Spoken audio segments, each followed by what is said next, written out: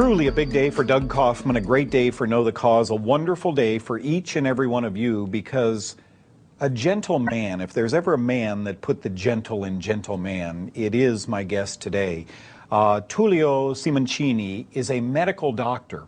Further, he has his board certification in oncology. He is a cancer doctor, and yet he saw something terribly wrong with what was going on in oncology in Italy, and the word has spread. You guys, how many of you have emailed me? 100 of you, 200 of you? Doug, do you believe this book that came out, Cancer is a Fungus? That's the book authored by my guest today, Dr. Simonccini. Now, tell us a little bit about, you've been in many bodies. What do you look for as you navigate that camera through a person's body? If you enter in the body and you reach an organ affected by the cancer, you can see that the lumps are always white. The lumps are white? Lumps are always white, because if you look at a CAT scan or an MRI, you see an indirect image. So if you go directly with a video camera, you can see that it is always white. Sometimes it is covered with blood or with the defense reaction. But in every post-mortem examination, scientists find the white lumps, the white masses, that is fungi. Oh, see, because yeast and fungi are white. Anybody take a mushroom, crush it up, it's a white mass. So as we continue now today, we're going to show you, many of you have never seen this, so Dr. Simonccini is going to push a button and we're going to show you inside a body while he talks to us. Go ahead and do that. Yes. This is the pleura. We entered with a camera, and look, the pleura should be red, but you can see all the lumps, all the cancer that is white. Really white. This is the heart beating. This is a bronchial cancer. Look, we went into the bronchia. Look, with the bronchoscope. Look, they are white. White now, as usual. And then in the colon cancer. This is red because there is a little bit blood. I washed it up. Okay, and now it's white. Now, look. The density is different. So it's different, but it is always white under the first look. It's always white. And look, after one day treatment, okay. Look, it looks like thrush. Yes. On a tongue, which is yeast. This is the same illness, but here the fungus is on the surface. When the fungus enter in the body, in the depth of the body, it becomes a lump, and the reaction, the invasion and the reaction make the cancer, the lump, the tumor. So we are doing an X-ray, an imaging of some kind, and it looks black. You know, it's a shadowing on the, and so I always thought cancer was black, but this clearly demonstrates that it's not. Once a doctor sees that tissue, does a biopsy. Is biopsy okay, or does it hurt? Biopsy sometimes bleed and bleed and bleed. Biopsy is damages the tissues and favors cancer because, as I told you, damages the tissue. You can see the blood, the bleeding. Yes. But when doctors make the biopsy, they pick up just the outside part of the tumor. That is the reaction. They can see the fungi because they just pick up the external part of the cancer. Of course, the prostate. So the histologic examination is a complete stupidity because it shows just the defense reaction, but we don't care to know how the body defends itself. We We have to know what is inside the cancer. Cancer is like a solid abscess. So we have to see what is inside the abscess. Tumors, cancer, are formal descriptions. They don't say anything. Nor do the laboratory reports, because what they have determined, according to you, is what's on the sac. The heart, pericardium. Yeah. You know, the prostate, a sac around the prostate. That's what they're measuring, Yeah. not what's inside the prostate. Now, take a tumor, this patient that you showed us here. Your therapy is so magnificently simple, and apparently this is really working. You're talking about baking soda, sodium bicarbonate. Do you squirt with a syringe? Do you inject into the tissue with cancer? How do you do this? The problem is that sodium bicarbonate is the strongest substance against fungi. It is an antifungal drug, terrible antifungal drug. And furthermore, they cannot adapt to a salt because it is not a complex substance. That's why the antifungal drug, today's antifungal drugs are ineffective because the fungi can adapt themselves in 3-4 days. They are not shared elements. They are social elements. They communicate. They are connected by pores, and they can adapt themselves because they have a big power of adaptation, because they are the masses. Imagine shared cells like bacteria. You can poison them at once with some penicillin. But for a fungus, you give an antifungal drug. You can kill the first layer, but the second layer they get used and they eat drugs, chemotherapy, everything. They resist. Oh, totally resist. Do you know Dr. Costantini? Simonccini. Yeah, Dr. Costantini one time told me that a fungus cell, right? We're talking about fungus and cancer. A fungus cell has a cell wall and a nucleus. A human cell has a cell wall and a nucleus. He said, how is an antifungal drug going to kill this without killing this human cell? The perfect antifungal, as the good doctor says, will never be developed, because to kill fungus perfectly is to kill human perfectly.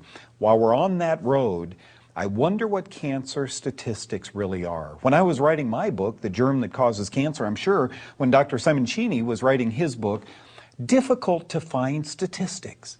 Very difficult to see how effective chemotherapy was, how wonderful radiation is. In America, we have 3 options if you have cancer: surgery, chemo, and radiation. 2 of the 3 cause cancer. Does that make sense to you? Or should we be looking in the right direction? We'll be right back with you. Oh, this is a banner day with a banner physician here. Tullio Simonccini is his name. You don't have to remember that name. Many of you have already bought his book. Do you believe the title, Cancer is a Fungus?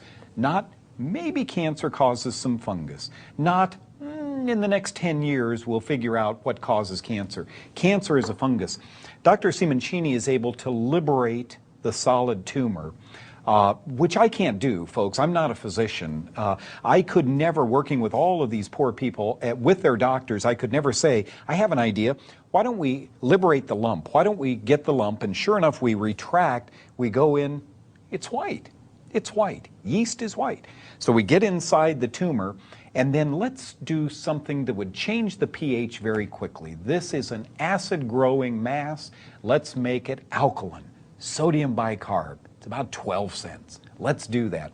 There are different kinds of tumors, doctor. One is a solid mass, one is blood that flows through the bloodstream. Probably more difficult to treat these, although we had some good results using antifungal drugs back then. The solid masses, let's say I have prostate cancer. What could you do? How do you deliver sodium bicarb to my prostate?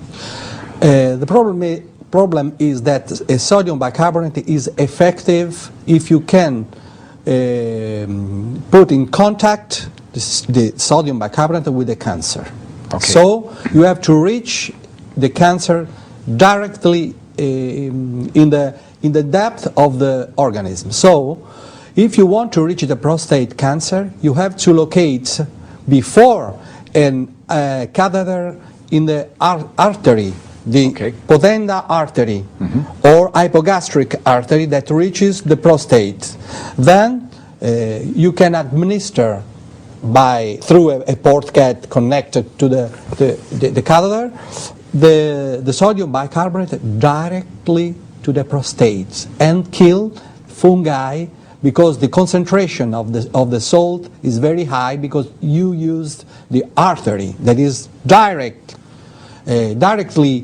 feeding the organ. So it is important for the prostate, for the liver, for the spleen, for the kidney, and other organs, internal organs, to locate catheters. Instead, for the cavities, pleura, peritoneum, you have to locate a transperitoneal or a pleural catheter to reach directly the colonies.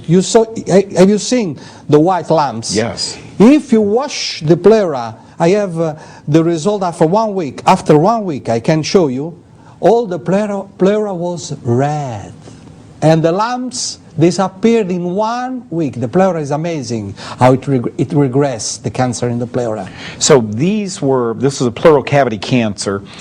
In those cases, catheters are needed. I can see a whole new business being developed by making catheters specific to this. One thing that overwhelms me as you're talking is the safety and the simplicity of this. Can we talk a little bit about the way I ended the last segment? We have surgery, probably a good idea. If I had a lump in my body, I'd probably have it taken out. But in America, you have to sign, once you get the lump out, that you will take chemotherapy and radiation. As I referenced, I don't need to. It's all over the United States. It's in the medical journals. Chemotherapy and radiation are carcinogenic. They can cause cancer. This therapy that you're talking about, sodium bicarbonate delivered via a catheter to a tumor site, where's the harm? It seems very, very harmless. They're not potent, dangerous medicines. No, it's not dangerous, because there is a remote possibility of infection, but there is the life on the other hand. And then there are some type of cancer. Breast cancer doesn't need of the catheter. Bladder cancer, brain cancer, breast and bladder cancer with the sodium bicarbonate can heal in 99% without surgery, without chemotherapy, without radiotherapy, and let the organs there. Softly you can remove the cancer just with local infiltration or ureter catheterization. So it's very simple. It's a harmless. This is amazing. You're saying a urethral catheter can deliver sodium bicarb to the bladder. Yeah. Are you saying with breast cancer, a little incision, squirt? 6 days, everybody heals. 6 days, the breast is spared. I don't know why you don't try. Have there been... Therein lies the question, because did you ever see the ad, folks, on TV where the guy at work says, "Where are we going to lunch?" Same place, same thing. We're creatures of habit in America. The doctor said I have cancer, so I do. The doctor said to take chemo, so I do. We need to start thinking a little bit out of the box. Dr. Simonccini, I need to ask you a question. You're an oncologist. You went through all of this medical training, and before that, medical school. You learned the way the big companies wanted you to learn. When was the epiphany? When did Dr. Simonccini say, go home and say to his wife, "Oh my gosh, I have discovered something amazing"? When? It was a long time ago, but the first step is that when I was at the first lesson of histology, and the professor told us, the big professor, the cancer is a mystery. So I thought, they are stupid. We are in this in this century plenty of marvelous things, and cancer is a stupidity, is a mystery. And then I studied, and the more I studied, the more I understood the stupidities. This is the first step. Then I criticized at once, because if a man, normal person, read 1, 2, 3 chapters, and at the end of the chapter there is the dark. A normal person would say, this is a stupidity, but we have the research, I don't care. But we have the devices, I don't care. What are you doing if you don't know where you have to go? This is the first step. Then I prayed the Lord, please give me a light, because I see terrible sufferings. I was in a pediatric oncologic ward, and all the children died from cancer. And I prayed, and Lord gave me because I was looking for the truth, but in the suffering. I was suffering looking when I was looking the poor children dying with chemo, with radiation, and so on. So, in a moment, I perceived that the psoriasis is a fungus, and the medicine said incurable fungus, uncurable fungus, uncurable tumor, uncurable fungus. Oh, Dr. Simonccini is with us today. I am touched by this. I feel like crying myself, because we see it every day. It affects our families. Maybe, just maybe, there's something we can do about it. Where does fungus come from? Oh boy, if cancer is a fungus, then what is a fungus? In other words, how do we get this fungus inside our body, or this yeast inside our body? Where do you think all of this starts after your years of research? There is an endemic. A big epidemic pollution, because the fungus is undervalued. But it is undervalued because it is not understood. So when something is difficult, the scientists say, oh, it is always in the cancer patients, but there is a big pollution. No, you have to know that in Japan there are 15 million people with the fungus between the toes. Onychomycosis, yeah. 50 millions in Japan. In Japan, how many people you can see with fungi, with the psoriasis and so on? This is the illness of the second millennium. So many other pathologies are made by the fungus. Multiple sclerosis. I agree. We have published that. Lateral sclerosis, amyotrophic lateral sclerosis. ALS? They are all fungi. Yeah. You know, I published my findings at diabetes, that dermatologic conditions. I'm wondering if so many children today, you cry because these children are dying of cancer, and yet we're drugging them with SSRIs, right? Yeah. Antidepressants today, just drugging kids left and right, and Ritalin and so forth. And I have to wonder how much of this depression isn't just yeast mold growing through the body. Finally, you give us hope. You won't find many television companies that will allow this, and I'm sorry, from my heart, I have to tell you that we have let the American public down by not getting this information out to you. Do you see, when I started this show, 12, 15 years ago, know the cause, how important it was?